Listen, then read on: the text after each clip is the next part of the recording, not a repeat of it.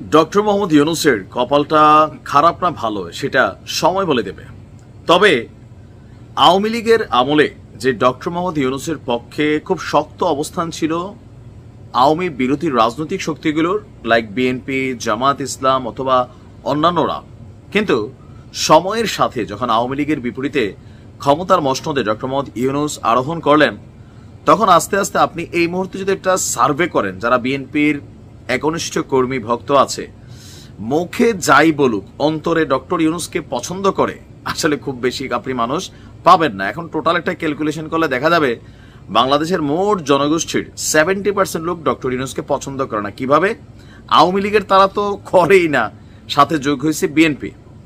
তবে আওয়ামী লীগ ডক্টর মোহাম্মদ ইউনূসের মান সম্মান যতটুকু খাইছে না খাইছে, কিন্তু বিএনপি এখন যেই পথে হাঁটছে বা যেই বক্তব্যগুলো দিচ্ছে, ডক্টর মোহাম্মদ ইউনূসের উপর বিরক্ত হয়ে বা ওনার বিভিন্ন অ্যাক্টিভিটিস নিয়ে স্বাভাবিক মানুষের কাছে প্রশ্ন কিন্তু তৈরি হচ্ছে। সেই জায়গা থেকে আওয়ামী লীগের পরে যতটুকু মান সম্মান জীবিত ছিল ততটুকু তিনি রাখতে পারবে কিনা আমার কাছে মনে হচ্ছে ডিসেম্বরের মধ্যে নির্বাচন না হলে ডক্টর ইউনূস সেই জায়গাটাও হারিয়ে ফেলবেন। কারণ বিএনপি নির্বাচনের জন্য তাদের আলটিমেটাম আস্তে আস্তে আরো শক্ত করছে। দেখেন পদ্ধতিক ইস্যুটা, এটা কি নাহিদের সাজানো কোনো স্ক্রিপ্ট নাকি ডক্টর মোহাম্মদ ইউনূসের সাজানো নাটক, এ নিয়ে প্রশ্ন আছে।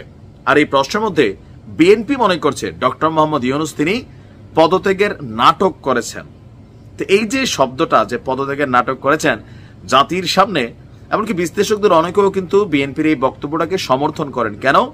তিনি পদত্যাগ করবেন একটা সিদ্ধান্ত নিছেন, সেই সিদ্ধান্তটা আমরা আবার ভায়া শুনলাম, তারপরে ওনার উপদেষ্টা একজন সকালে বলল যে পদত্যাগ করবে না, আবার পরে ফোন দিয়ে আবার মানে স্ট্যাটাস সরাই ফেললো, মানে উপদেষ্টা পরিষদের বিবৃতি আসলো। এই যে সকল কিছু মিলিয়ে আজকে বাংলাদেশ জাতীয়তাবাদী দলের স্থায়ী কমিটির সদস্য সালাউদ্দিন আহমেদ, এই মুহূর্তে যিনি বিএনপির প্রধান সিপাহ সালার হিসাবেই সবার কাছে টার্গেটেড হয়েছেন, তিনি বলছেন আমরা নির্বাচনের রোড ম্যাপ চেয়েছিলাম, কারো পদত্যাগ চাইনি।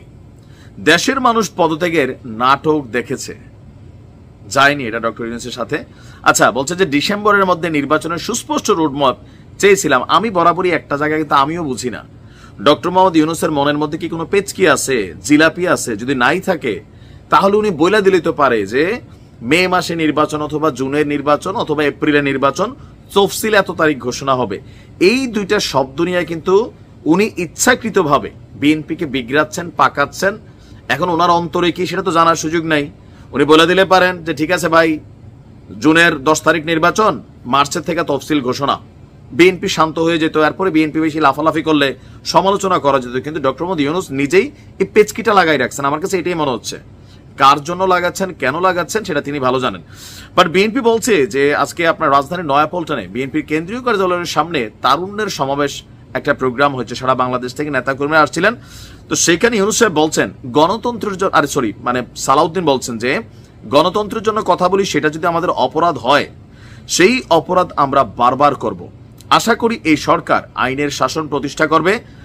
ইভেন মেয়র ইশরাকের যে পদটা নিয়ে, এটা নিয়েও যে খাবলা খাবলি এখন পর্যন্ত আসিফের মন্ত্রণালয় থেকে চলছে, তো এটা নিয়েও তো মানুষের মধ্যে প্রশ্ন উঠতেছে, কি ব্যাপার ভাই, সরকার কি কোনোভাবে ইশরাককে সাইড দিচ্ছে না? বিএনপি কিন্তু এটাই মনে করতেছে। বিএনপি তাকে বলা হচ্ছে যে আদালতের রায় কার্যকর যেখানে হয়ে গেছে, সেই রায় কার্যকরের মধ্যে 30 দিনের প্রজ্ঞাপন যেটা নির্বাচন কমিশনের ছিল সেটা গতকালকে শেষ হয়ে গেছে, কিন্তু এখনো মেয়র পদে ইশরাক বসতে পারতেছে না, শপথ দিতে পারতেছে না। সমস্যাটা কথা, সরকার ইচ্ছা করে করতেছে না। তো বিএনপির বক্তব্য, আদালতের রায়কে কার্যকরের মাধ্যমে ইশরাক হোসেনের শপথ পাঠ করাবেন, নির্বাচনের জন্য রোডম্যাপ করবেন।